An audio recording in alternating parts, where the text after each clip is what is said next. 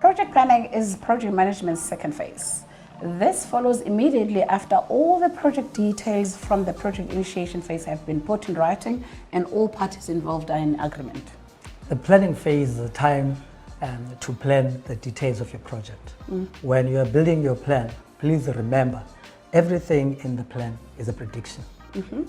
The only fact that you know for certain is that your plan is not 100% right. Contingency or plan Bs need to be built in to cope with uncertainty.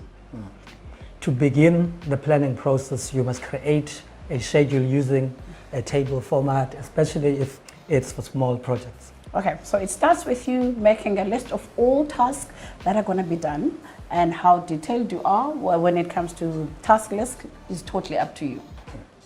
Write the task list in a way that you will accomplish it. The next thing you do is estimate how much time you will need to execute each task. So time can be listed in minutes, hours, days, weeks, months, or years, depending on the project. But you should keep the same time scale for each task. After you have estimated time, the next thing you do is to decide what resources you will need to accomplish each task. In the project management, resources means people, materials, and money. So a common method of listing is to list the task, estimated time, and resources required, all in the same table. How detailed you get, again, is totally up to you. Make sure you include all the people who are going to be spending their time on the project, even yourself as a project lead. The last step before the schedule is completed is to add cost information into your table. So make sure you include salary information for everyone, including project team members, and also include line item cost information for each material resource.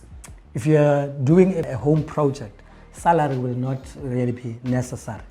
Another thing you do as part of planning phase is to create a plan on how to approach and manage your project risks. A risk management plan should be completed for any project.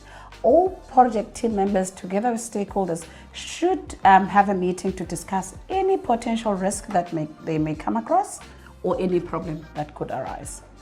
All potential risks should be included in the first draft of your plan. This ensures everyone knows what problems could crop up. So when you identify potential risk, it is also important to identify response options for each risk.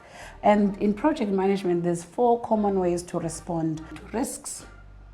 You can find ways to reduce the chance and effect level of the risk, or you can take steps to avoid the risk entirely. For example, if you've selected a construction company that is prone to having workers' strike or may have workers' strike soon, then perhaps you should choose another company.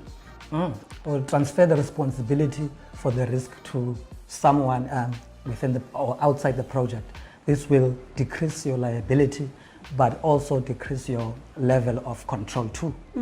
You can also accept that the risk could happen and choose not to act at all. This is the best approach for risk with low probability and impact ratings.